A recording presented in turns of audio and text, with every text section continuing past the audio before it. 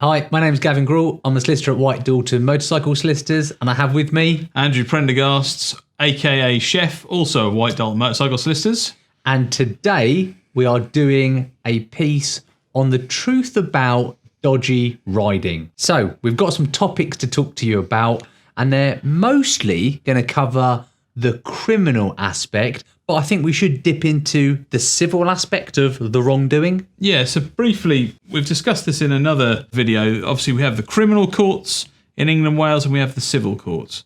So criminal courts, to state the obvious, is where you end up if someone alleges or the police allege you've done something wrong. And the civil courts is where you might end up as a biker who's been knocked off by a van or a car or whatever and hurt yourself and you need some compensation. So we're going to talk about topics that come up regularly every week. There's more to than these ones, but these are the common ones we talk about. So we're going to talk about wheelies, if you get caught doing a wheelie and the knock-on, not having a helmet on and how that affects things, riding without insurance or being involved with someone without insurance, and overtaking on solid white lines, like double white lines. Yeah. So Should we start with wheelies? Yeah. And I'll tell you why. I've just picked up a Suzuki TL1000R.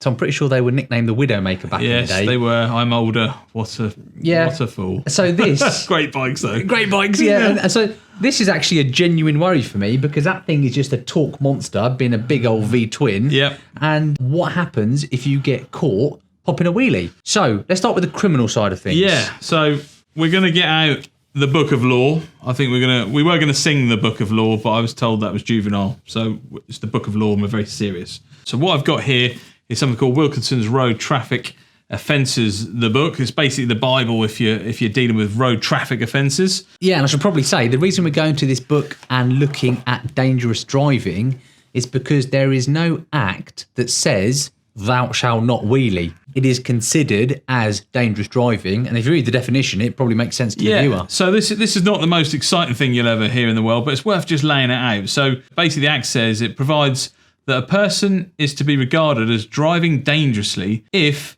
the way he drives falls far below what would be expected of a competent and careful driver, and it would be obvious to a competent and careful driver that driving in that way would be dangerous. Okay, now I'm going to put this down quietly because my sound lady will tell me off if I bash it. Whilst the law says he, obviously it can be she as well. I don't know why the law's written like that, but it is.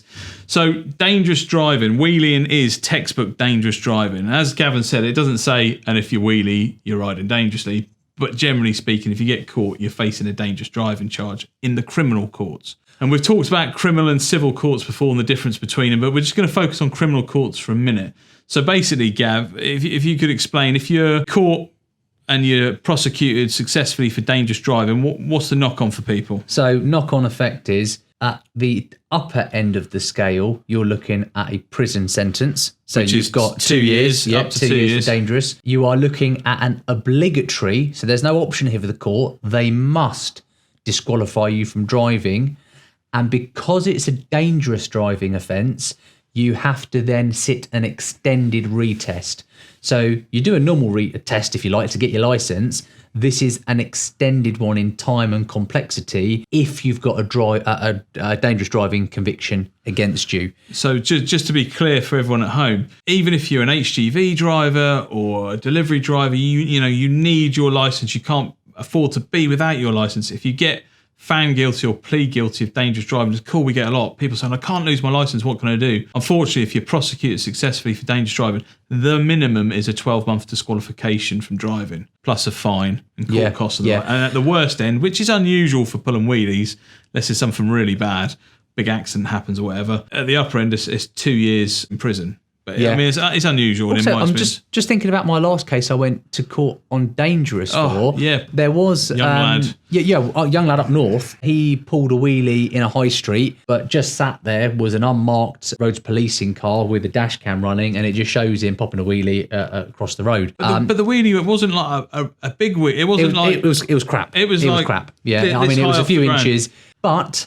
That's what the law says. And when we went to court, actually, he was quite shocked that he thought he may go to prison for what was a minger of a wheelie. But that's the way the law's drafted, and that's the offence he was looking at. Thankfully, we had quite a lenient judge that dealt with it without prison time, and also he was of good character. So he'd never been in trouble points. before. Just made a silly mistake, basically, and happened, unfortunately, to do it in front of a police car with a dash cam. It reminds me of another case, actually. It was charged as dangerous, but there can be the alternative of careless. Yeah. So I remember going to court for a biker lady, and we got that downgraded to careless. Now, careless, 3 to 9 points. So they can disqualify, but it's discretionary. Discretionary, yes, they don't have to. So careless, I have to say, from a sentencing point of view, is a lot better to face than dangerous if you end up at court. So if you end up with some paperwork through from the court or the police, just so you're aware, if you're at home, dangerous is the higher, the worst of the offences, careless is less. So there's a difference between the two. And if you're unsure, then get hold of a specialist solicitor who deals with criminal defence stuff and make sure you get some advice on it. But that's where we're up to with wheelies. If you get caught wheeling, generally speaking, you're facing a dangerous driving charge. Generally speaking. Yeah. If you're found guilty or plead guilty to dangerous driving and you're involved in an accident as well, how there can be some interplay between that and your claim. Well, actually, that's the case I was talking about. So that was downgraded from dangerous to careless driving. Sadly, the biker had a conviction for careless, and it was a biker around the corner with a car pulling out. I mean, that split on liability. Yeah. So a criminal conviction... just a split on liability, if people haven't watched our other videos, is where the biker's partly to blame and the car driver's partly to blame. So not one person or the other, but it can be a bit of fault on both. Sorry to interrupt. The point I was making was a criminal conviction does not mean that you will automatically lose your civil claim. It more likely means that you're going to have to try and agree some sort of split. Because they can use your criminal, much the same way as... use it against you. Yeah. Use it against you, and we regularly will cite a criminal conviction of a car driver or van driver or whatever on the other side, the person we say is to blame. If they've also been convicted in the criminal courts, then we'll use that as evidence, as a big stick to saying you're to blame in the civil case as well. So it works both ways. So wheelies from a criminal point of view, from a civil point of view, really problematic. My advice, whilst it sounds like I'm a boring old man, don't wheelie on the main roads, basically. I appreciate that makes me sound dull, but for me to advise anything else would make me get in trouble, probably. Also, you can't wheelie. I can't wheelie. I'm useless. Should we get to solid white lines? Gavin. Solid white lines, because we've had viewers write in about this. Yeah. And we might even have a video if we've got permission to play it. If not, it's self-explanatory. Can you overtake and break the solid white lines? I know me and you had a discussion about this off air. Yeah, we did, because your view is if you, and I've got the book out again, by the way, guys. Sorry to be boring, but I'll look at that in just a second. But Gavin's view is if you've overtaken on a solid white line or a double solid white line, then potentially you're looking at effectively what they call contravening a sign or a road. That's it. There's a separate offence just for that. And it's the same as failing to abide by a road traffic sign. Yeah, keep left bollard or whatever. Now, the reason I say that is a starting point, and we'll get to why you differ in opinion, that carries with it 3 points. So if you break the white lines, it's a 3-pointer and a level 3 fine, which in plain English is up to £1,000. However, there are statutory legal exemptions.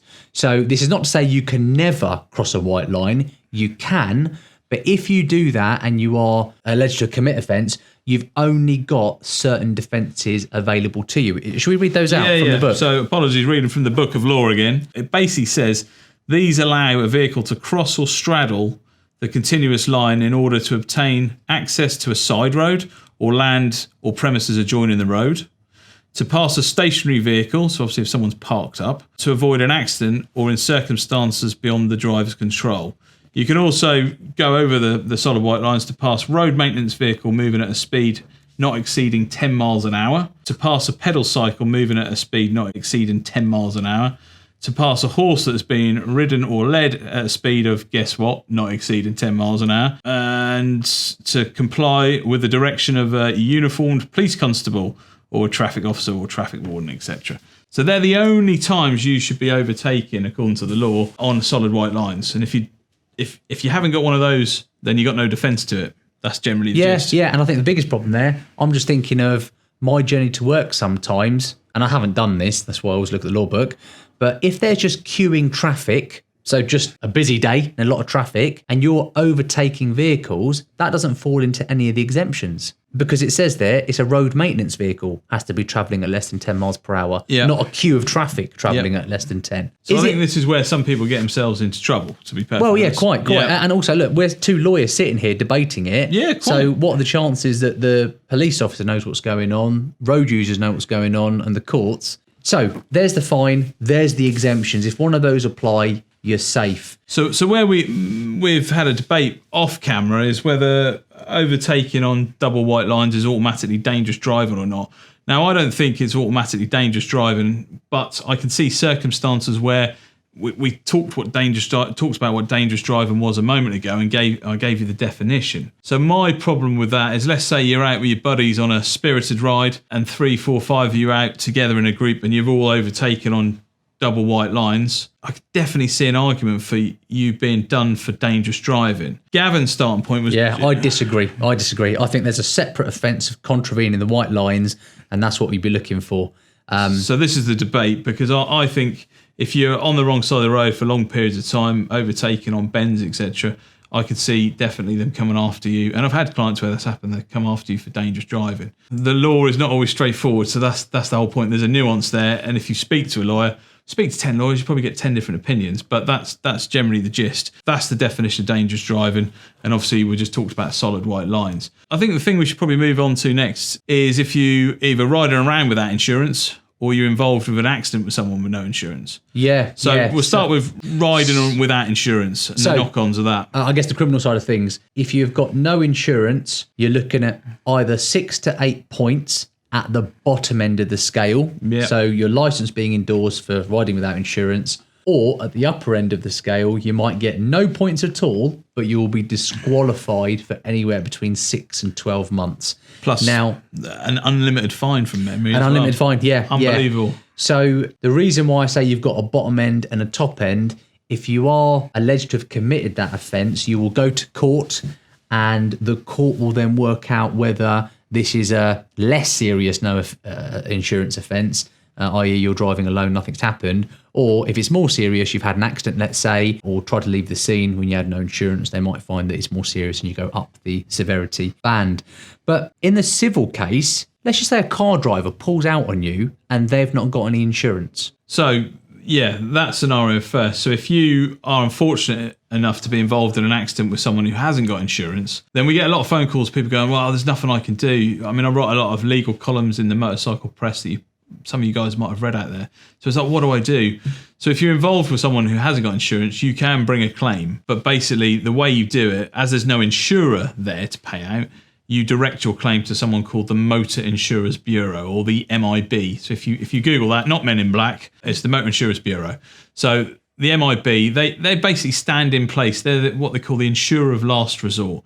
So every time you and I and everyone else watching at home pay some insurance premium, effectively some money goes in a big pot is the best way of thinking about it. So if you're involved in someone who hasn't got insurance, you basically direct your claim to the MIB, and if you're successful, the MIB will pay out for your claim, for your injuries or whatnot, and then they will actually go after the person who caused the accident, if they can, and recover the money from them. So just to flip that the other way around, if you're riding around with no insurance, and unfortunately, let's say run over a pedestrian, and the pedestrian sues you for compensation, for example, MIB will pay out, and then they'll be going, you haven't got any insurance, I'm coming after you. So you go, well, I ain't got anything, what are you going to do? You go, we've got a house, got a job, got some savings, and the MIB will then potentially pursue you through the courts, if need be, to get the money they paid out to the pedestrian back in the coffers for the MIB. So having no insurance is a real problem both ways around. You say it's a problem, but there's a solution at the end of it. There's a solution for us if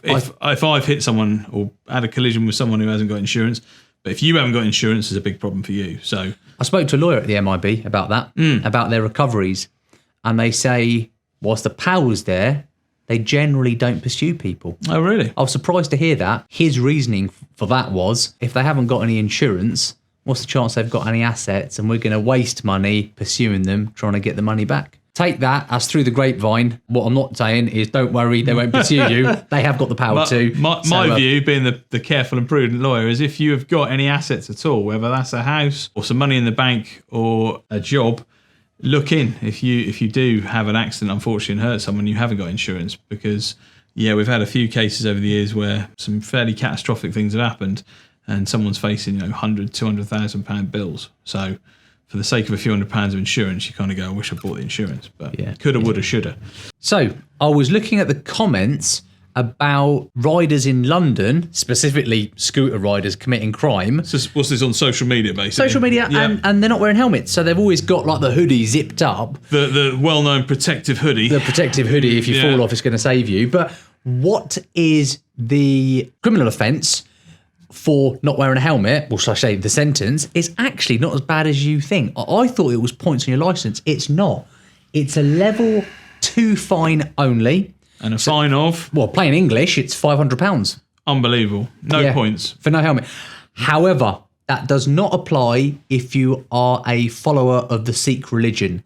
So a Sikh motorcyclist will have an exemption in law not to wear a helmet if they are wearing a turban. Okay, fair enough. We need to stress that's in England and Wales. Yes, that's here. I saw some commentary online that doesn't apply elsewhere in Europe. So we're talking about England and Wales. Any of our European cousins can write in and let us know if any of their countries have exemptions. But as far as England's concerned, if you are a follower of the Sikh religion and you're wearing a turban, then you're exempt. You don't have to wear a helmet. Crash helmet. Yeah, okay. Yeah. Which brings us on to actually a civil claim. So what happens if you have an accident and you suffer a head injury? So if I go back to the scooter riders who get knocked off by the Met Police, because that seems to be one of their tactics now. Yeah, sort of hard stops has been something that's been in the press in the last year or two, where tactics have changed about definitely stopping these people, these little scallywags running around on stolen bikes or scooters or whatever. And if you then fall off without a crash helmet and injure your head. Now, please don't fill our comments up with everyone should be hung, etc., etc. We know this is a hot topic, but legally, if you are knocked off and you're not wearing a crash helmet or a proper crash helmet, then you might be having some issues with your civil claims, basically, is what you're saying? Yeah. Is this the case of Froome? It's about contributory negligence. Yeah, so these are old cases, but basically there's a famous one called Froome. A long time ago, when seatbelts weren't compulsory, it was then having an accident, whether you're wearing a seatbelt or not. And as the laws developed, the general gist of it is this: if you have an accident that's caused by someone else, then the starting point is they're going to pay you 100% of your claim. Let's make it a car for a second. You're driving down the road and a car pulls out of a side road, causes an accident, and you hurt yourself. You hurt your neck, hurt your back, whatever. So the starting point's 100% for you, the injured person in the car. This is what Froome was about. It then sort of develops as like, if you didn't have a seatbelt on, then you've contributed to the accident yourself by not wearing a seatbelt. So they'd knock something off. Contributed to the injuries. Exactly that. So not the actual accident itself, but the injuries you got because of the accident. And so if your claim is worth £100, to pick a figure, but you weren't wearing your seatbelt, the judges would go, right, you're going to get £75 net. They're going to knock 25% off. So that's the sort of historical overview of that. So following that through, that thought process through to crash helmets, the general gist is now, if you haven't worn a crash helmet, had an accident, and then suffered a head injury, let's say, you can pretty much guarantee the defendants are going to argue that your injuries have been contributed to by you not wearing a crash helmet. So if you're a young scallywag riding around on a bike, gets knocked off, forget the morals of it for a second. The law's probably going to say, right, you got a head injury, you didn't have a crash helmet, you've contributed to this yourself, you get less compensation. Naturally, if you've broken your wrist and you're still not wearing a crash helmet, well, the crash helmet's irrelevant. Okay. Yeah, because you broke your wrist, nothing to do with your head. Exactly that. Yeah. So that's the interplay between crash helmets and civil claims. I think, and a bit of the criminal law as well. I mean, these are arguments to be run, so we're not saying it's an absolute matter of course. I remember a case I had involving a chap who didn't have motorcycle boots on and suffered a foot injury. They made noises about contributory negligence for the injury, but ultimately they didn't run it. So yeah, we need to stress, the only thing in law, you need to be wearing a crash helmet. That's the only thing in law that says you, safety-wise, you must wear, unless you're exempt as a Sikh. But there's nothing in law that says you must wear boots, you must wear gloves, etc., etc. So we're just looking at contributory issues with regards to crash helmets in that instance. Well, that brings us to an end of this episode of Dodgy Riding. As ever, if you could leave your stories, your comments below, we do read them. Please like the video, please subscribe, and we'll see you on another episode of The Truth About.